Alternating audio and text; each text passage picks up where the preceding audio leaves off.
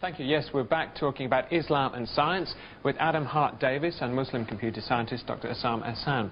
Now, Dr. Ahsan, first, we know in the medieval period Muslims were inspired by their faith to go and discover. Is that still the case today?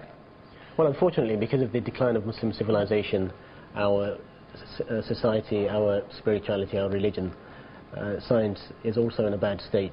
The Muslim countries are decades, if not centuries, behind others. However, the revelation of the Quran still inspires thousands of young Muslims in the West and in the Muslim world to go and study science and become scientists. Because it's quite a harsh assessment, though, isn't it? Well, it's a complex historical phenomenon, the decline of the Muslim world, which has happened over the last few centuries, after perhaps leading the world for 1,000 years in science and many other areas of life. Where's Muslim science today, then? Well, science in Muslim countries is way behind other countries. We do have very good Muslim scientists still. We've had a couple of Nobel laureates recently, but most of the top scientists who are in every field are in Western countries because of the brain drain. And the Muslim universities are not in the same league, really, as those in Western countries. Were you inspired by the Quran? I certainly was. I was taught to memorize the Quran as a child. And also I was taught a love of knowledge and truth to go and study. And science was just one of the areas which I was encouraged to study. And isn't there a conflict? Both. Isn't there a conflict between the two? No, because the source of science and faith is the same, which is God. All knowledge ultimately comes from God. And therefore there can never be any contradiction between true science and true faith. Well, Adam, I imagine scientists would argue that religion has held science back for centuries. Well, certainly Christianity has been very bad for science. I mean, Galileo was a case in point. When he said that the Earth goes around the sun, they locked him up for 15 years. Well, house arrest, but very unpleasant. For 15 years, a long time. And he wasn't even the first. The first person to write down the story of the Earth going around the sun was Copernicus. And he published a book in 1543, but he made quite sure that he didn't publish it until the year that he died. So they couldn't get him, you know. So, yes, Giordano Bruno was burnt at the stake for heresy. So Christianity has been very unkind to science. And you were telling me about Stephen Hawking. Of course, one of the things which irks Stephen Hawking about religion was that the Pope told him not to look into the first 30 seconds after the Big Bang. Really? He said that was a moment of creation. Yes, I think he mentioned it in A Brief History of Time. Ah. And I think that has affected Stephen Hawking in his view towards religion. That's dreadful, isn't it? I mean, surely, you know, even the Pope shouldn't interfere.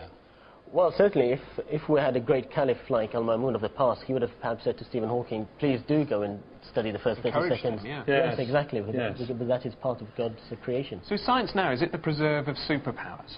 Oh, wow, what do you think about that?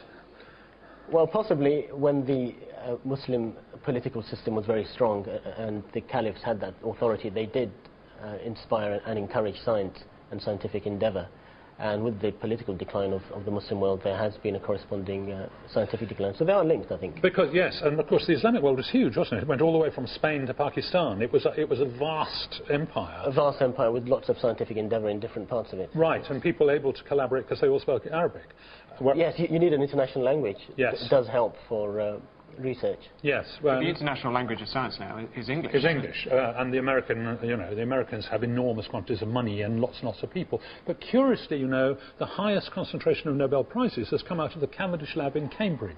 Now, you know, we're not big or rich. We were in Victorian times, but we're not now, and that's very interesting. I mean, I don't know how that's happened. Well, you also need an idea to inspire and motivate you to go out and study and lead scientific research. And we still have that love for knowledge in Britain, I believe.